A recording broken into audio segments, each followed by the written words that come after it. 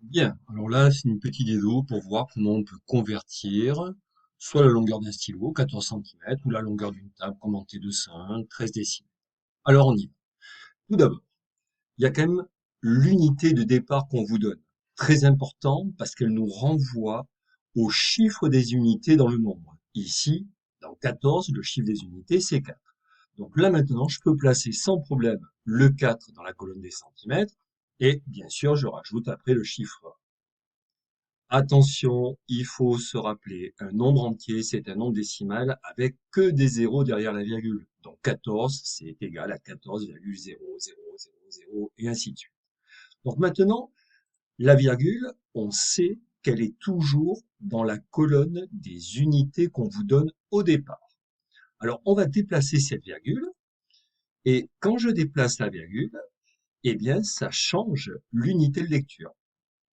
Donc par exemple, ici, voilà, je décale un petit peu le tableau parce qu'on ne voyait pas tout. Donc, quand je déplace la virgule, et surtout pas les chiffres, je change l'unité de lecture. Donc, voyons ça.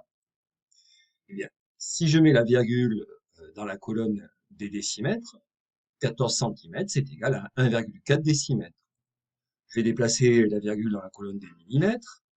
Après, je la déplace dans la colonne des mètres. Mais là, il se passe un trou. Ben, quand il y a un trou, on va rajouter un zéro pour achever la lecture.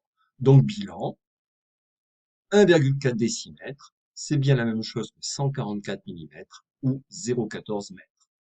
On va faire la même chose avec la table. On regarde bien ici, l'unité de départ, c'est décimètre. Le chiffre des unités dans le nombre, c'est 3. Donc je mets 3 dans la colonne des décimètres et 1 dans la colonne des mètres. La virgule dans l'unité de départ. Ma virgule, je peux la faire déplacer ici, ici ou là. Donc, dans les trous, je vais rajouter des zéros quand c'est nécessaire.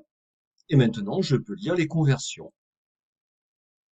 130 centimètres, c'est la même chose que 13 décimètres, que 1300 millimètres ou 1,3 mètres. Voilà.